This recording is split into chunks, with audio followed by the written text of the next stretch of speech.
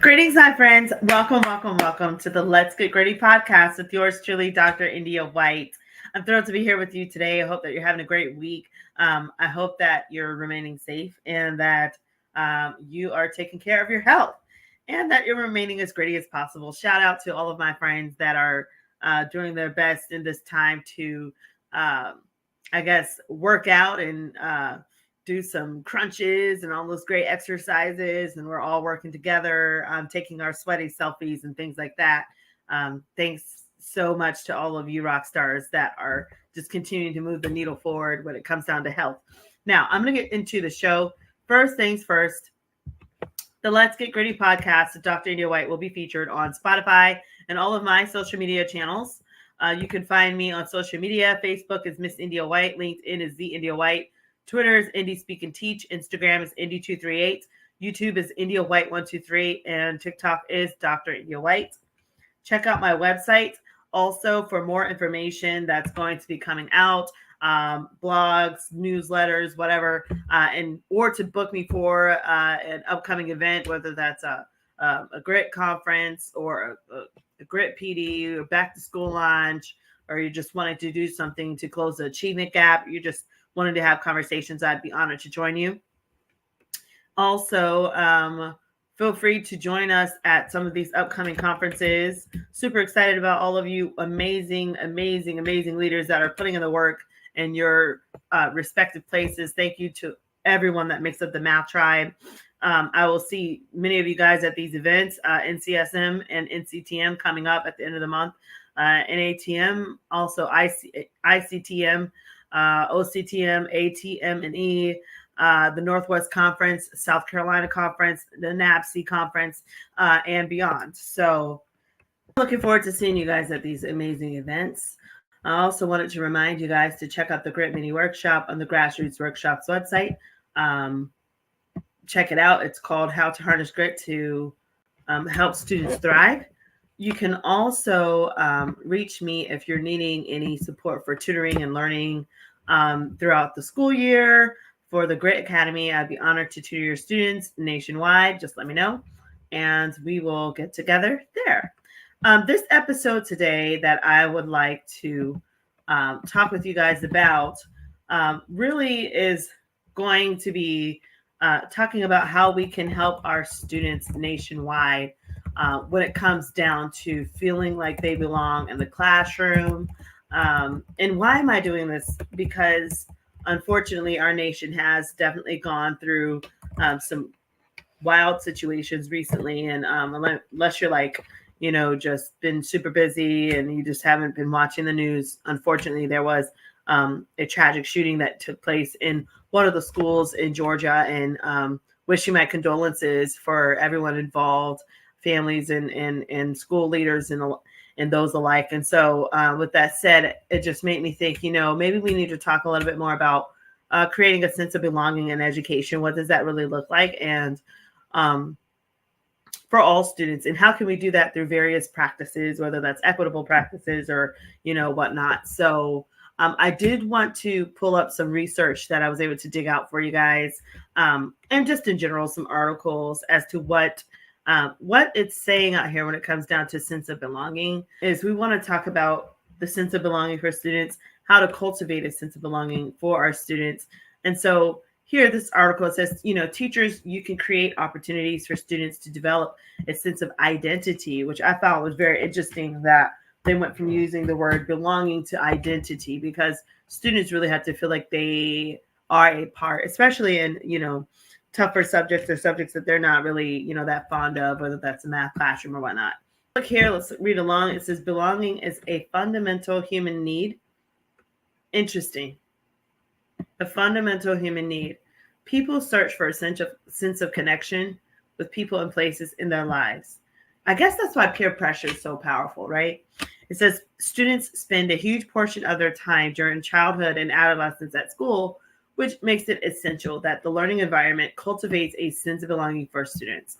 So in a recent review, Kelly Ann Allen and her colleagues of the Academic Research on Belonging found evidence of our need to connect embedded in our genetic code. Very interesting.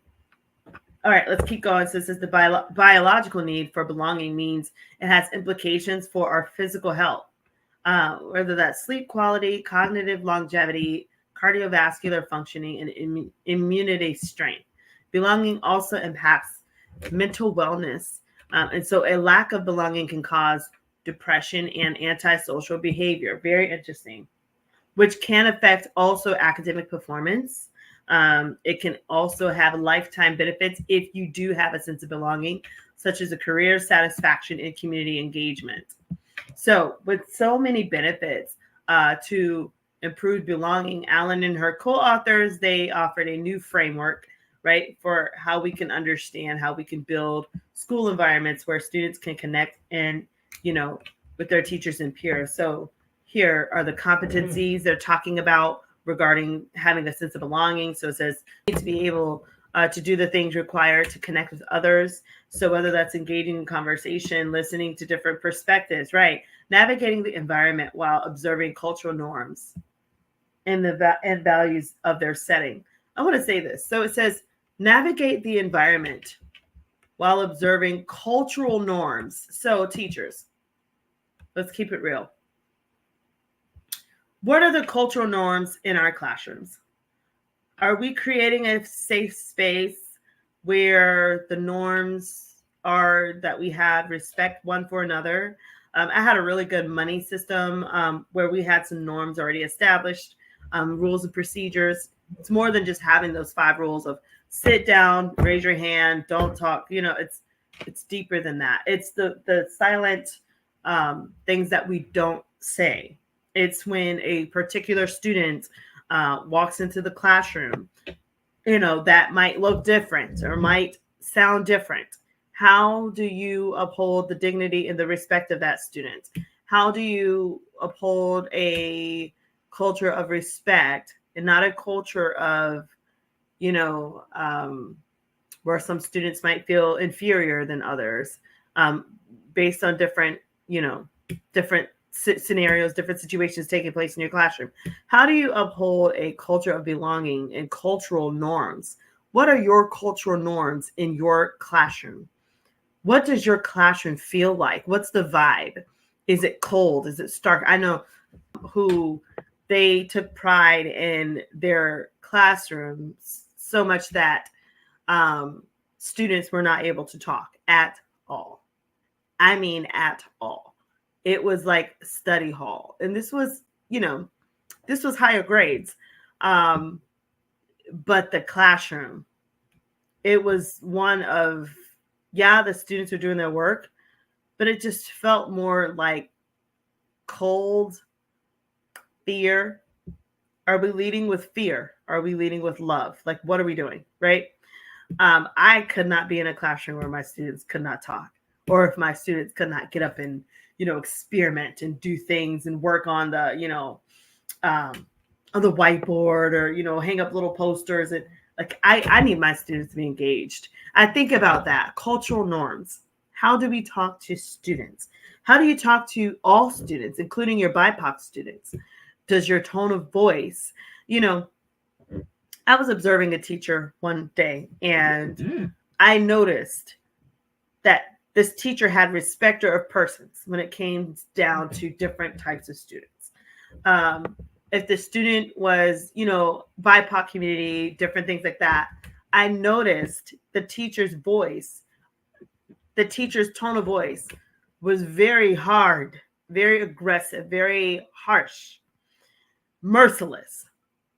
But if the student was not of the BIPOC community, the teacher, it was like they saw the young child as one of their own, and so for instance, this child, that's not in the BIPOC community, they might come in late and, have the lunchbox and things like that. So, okay, sweetie, go ahead, sit right over there. Oh, so cute. And then the student of the BIPOC community walks in late and it's, why are you late? Sit, put your bag over there. I don't want to hear a word from you today. What's going on? Can you imagine being a student that is receiving from the receiving end of the latter example of the harshness, the anger, and the rage, like it's just comes out of nowhere. And students, and how that it can affect them, how that can also cause trauma, and how that has a negative psychological effect, because these students are thinking there's something wrong with me, or I'm less than because the teacher doesn't talk to them that way. And guess what? All of the students notice. It's so funny because if you've ever gone into a classroom to support, those norms are automatically established when the teacher is away. And the students will repeat the behavior and the language of the teachers. I remembered one time I was supporting a classroom and the teacher was not there, but the students had already made up in their mind that there was this student in the BIPOC community, a male, who, this was about second or third grade, who just was, he was the target. And I tell you, the kids would blame him for things, find reasons to get him in trouble, raise their hand and report on him. The student was isolated. No one wanted to work with him. It was horrible. And as a parent, sometimes I wonder, I pray that we are not sending our students and our children into these environments that are just toxic. All students deserve to feel like they belong, that they are loved, that they have dignity, and that they will be honored and celebrated no matter their background. And the way we do that is by establishing healthy cultural norms. And so with that said, I want to go back to this article, and then I'm going to give you guys some tips on what I think will also help us as well when it comes down to establishing a sense of belonging for students. So is you want to create values of your setting. Belonging is something you do, which it involves a skill that students can practice. And that's what I said. If you have whatever norms you have, teacher, beware, because your students will adapt to those norms, healthy or toxic, right? So we must be careful. And so it says here, let's keep going. Skills to develop their sense of identity. How can students practice understanding who they are in the community? This is powerful. What are we doing to set a student up to feel as if they are going to be productive citizens of society in our communities that are held in high distinguished honor and dignity by how we treat them in our classrooms every day? Are we sending that student to the office? Are we writing that student up? Are we coming to that student with a horrible tone of voice, and almost like whipping them with our vocal cords because we can't touch them? Like, what are we doing?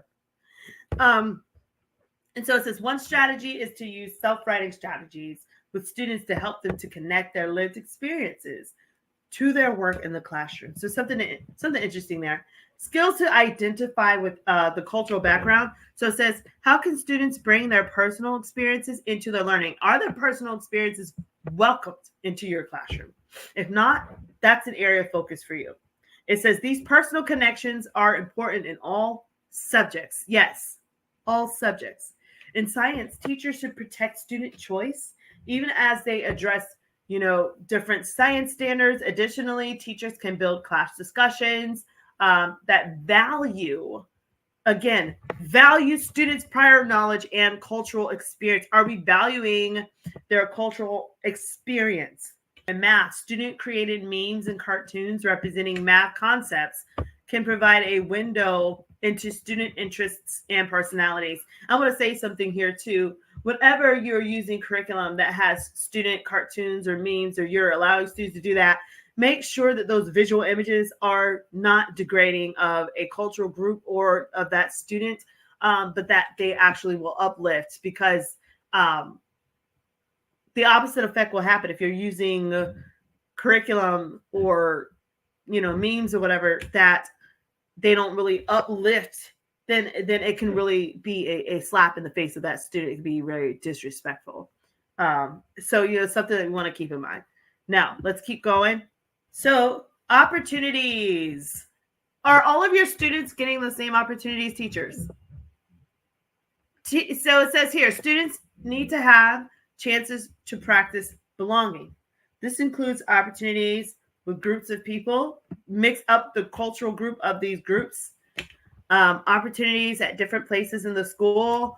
Like, is it always the same kid that's getting honor roll? Is it always the same kid that's getting safety patrol, student government? Can you spice it up a bit? Okay. And then it says, as teachers and school teams look at when and how students move throughout the school, they can ask how they are offering a variety of opportunities for students to engage in belonging. Okay. And now let's keep going. It says opportunities to belong in a place. How can we make physical space for students to claim their place in a school community? Different things that you can do. Inclusive belonging, which increases the connection between students and different social groups. So, whether that's the school gymnasium or auditorium or courtyard, these are places that you can do that. The school, you can host school functions, volunteer opportunities, or even be a part of community events and bringing in guest speakers and presenters and doing presentations. Okay, so very interesting. I know Hillsborough County, shout out to Hillsborough. They do a great job with belonging. I know one of the high schools used to do like pep rallies, like pretty much like on Fridays. And it was so beautiful. It was predominantly Hispanic. So they would do pep rallies and they would do the salsa. They would sell empanadas, and it was beautiful. It was wonderful to be a part of that. And all of the students felt like they belonged, and that was the thing, is it was not this, it was not toleration. It was celebration. And that's the difference. Other cultures, are we tolerating other, linguistic groups, or are we celebrating them? And I think that, in your classroom, are you tolerating other cultures? Like, okay, I guess I'll just have you here. Or are you celebrating them? Are you really being intentional at letting your guards down as an educator because you might be afraid of a various cultural group or various linguistic situation, and you feel like because it's uncharted territory, it's something new to you, you don't know how to treat it, so you're doing your best to get rid of it. How can you turn that around and take a moment to reflect and say, how can I be a part of the change and making things better for all of my students and making their experience better? I really want you to think about it. If you put yourself in the shoes of the student that maybe you have a student that you just don't care for, or maybe a culture group you don't care for, you have a bias.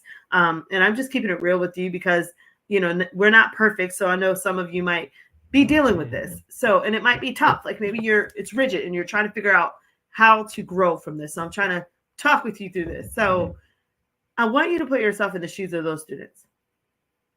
Not your teacher's pet, the opposite.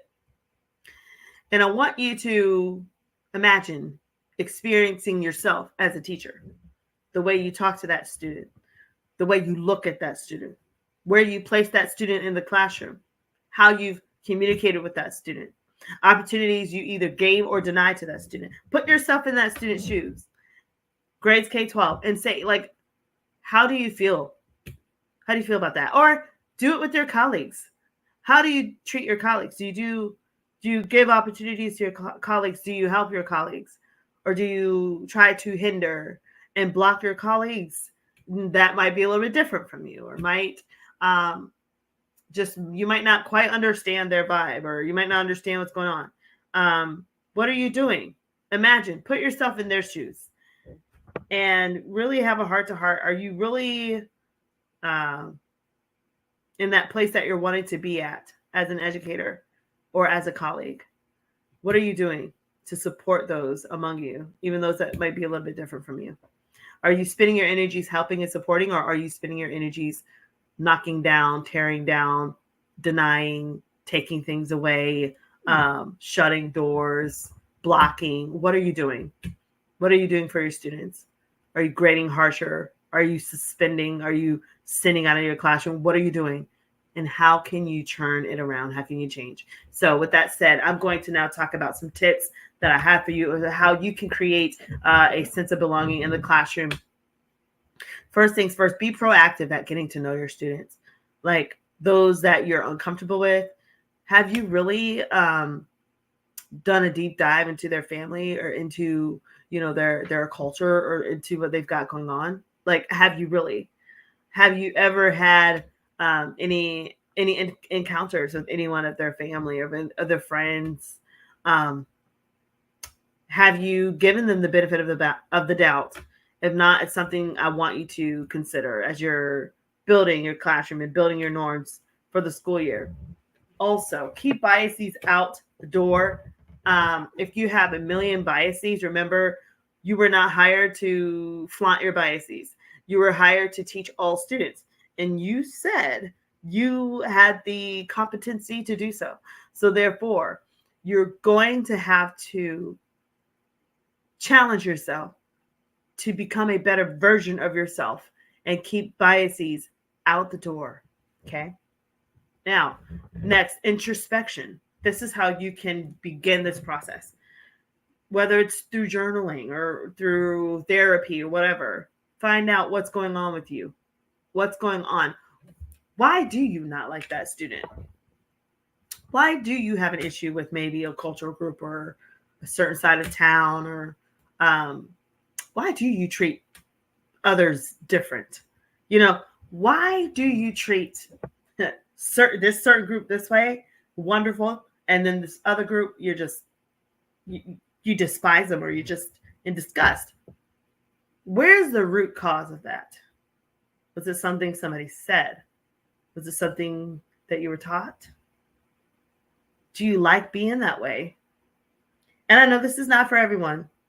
And how can you fix it? How can you be honest enough to say, I've got to start over in this category? I've got to do something different. I cannot go down in my grave like this. I've got to do something different. Right? So, and the next, be intentional at inclusive methods.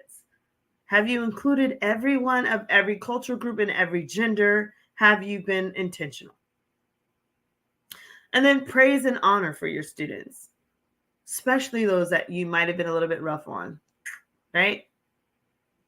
Being intentional at praising them and honoring them. Even if it's just that they showed up, they got their stuff out, they got situated right along with everyone else, and that was a struggle for them for a couple days.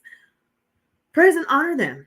And then honor the way you talk about them, or talk about their history, or talk about their family, doing your best to honor them, because that's why you signed up for this. You signed up to cultivate these students into a productive citizens in society. So, it's only a part of your duty, right, as an educator to leave your students better off than what you found them. Are you making them better, or are you tearing them down? What are you doing? What are we doing here? We've got to keep it real. Something has to change, because if it's going to take us over 200 years to close the achievement gap, we've got to change our approach quick, because other methods obviously have not helped us hit the mark. So we've got to do something different. We've got to start approaching this in love, because yes, you might be amazingly smart. You might know everything. Rock out with your bad self. But if your children in your class are not feeling like they belong, or not feeling like they can make it, it's time to look within and to say, I've got to change something, and I've got to change it now. I can't wait till 5 years. I've got to start now. And I tell you, if all of us get on board with this, we're going to see such a dynamic change across our nation of opportunity gaps, getting smaller, and students really being able to thrive in any of our environments and feeling safe. That last article I was reading, I think it talked about how students should be able to walk around, or like navigate through the classroom and learn. Are your students safe to get up and walk around and learn from the walls, or to learn from their peers, or is that a referral? These are certain things we have to think about as educators. Are we doing the most here on some of these things? Are we frying every fish, and we need to just leave certain things? Can we have some mercy on our kids? Do we need to let up a little bit? Because, for students to feel a sense of belonging, that anxiety has to go. But we don't want to be the contributors of their anxiety. We don't want to be the reason why students are feeling dread when they're on their way to school, right? We've got to do better. So, with that said, guys, I appreciate you allowing me to dive into that. I just wanted to share one more quick thing, and then we'll be out of here. So, the Regional Educational Library, and they're talking about belonging. So it says, what is belonging? It says it's feeling like an accepted, valued, and legitimate group member. Again, do your students feel like that? Do they feel like they are a accepted, valued, and legitimate group member? And then look at the main word for belonging. Then you've got connection, fitting, inclusion, loved, accepted, big word, welcomed. Are they welcomed? Are they supported? Are they respected? So now let's keep going. Belonging is a fundamental need, and we just read that, right? The need for social connections is innate and universal. It is a need, not a want. Huge. It's a need, not a want. We have to work on that Maslow's hierarchy of needs, of meeting those needs of our learners. Look here, exclusion is painful, and it's abuse. It's abuse. Whenever you get the silent treatment or someone gives the silent treatment, that is their form of knocking you out without doing anything to you. Exclusion is painful. There's psychological consequences. There's sadness, anger, decreased self-esteem, impaired self-regulation, poor cognitive function. And then there's physical consequences to exclusion. Look, teachers, brain science suggests that social pain and physical pain are experienced in overlapping brain systems. Loneliness poses the same health risks, as drinking, smoking, and obesity. Loneliness look at this. Loneliness poses the same health risks. Why are we doing that? Why would we want to be the catalyst for something like this? Why would we want to have our name endorsing exclusionary behavior towards students or even, those that we're with, whether it's various colleagues or whatever? Are we being exclusionary, on purpose? What do we get from that? It's abusive. These kids are coming to class and some of them are being put in the corner or being put in timeout or just these nightmare scenarios, really. And that's abuse. When we isolate people and we don't speak to, that's like punching them in the face without doing anything to them. It's not right, and we have to start being more intentional about what are we doing towards our students and towards each other. Are we being exclusionary when it comes down to those that we work with, those that we thrive with, those that we whatever? Are we allowing everybody in the team to have, a shared voice, a shared say? Is everybody there? Have we intentionally welcomed everyone and accepted everyone? Or are we isolating people? Because if so, we've got to start looking within and see how can we become a better version of ourselves. So I think that's a huge elephant in the room, exclusion. And we do it because we're not comfortable or because they're different and we just don't know them. We don't know their culture. We don't know their language. And so we just brush them to the side. That has to stop, guys. We've got to grow into a better version of ourselves. So belonging and identity, having this sense of belonging. I love math and you see everybody's together. And so when you have that belonging, it's a perceived fit within a group or domain. And then as you have that belonging, now you can focus on your identity, having that importance placed on being a member of the group or domain.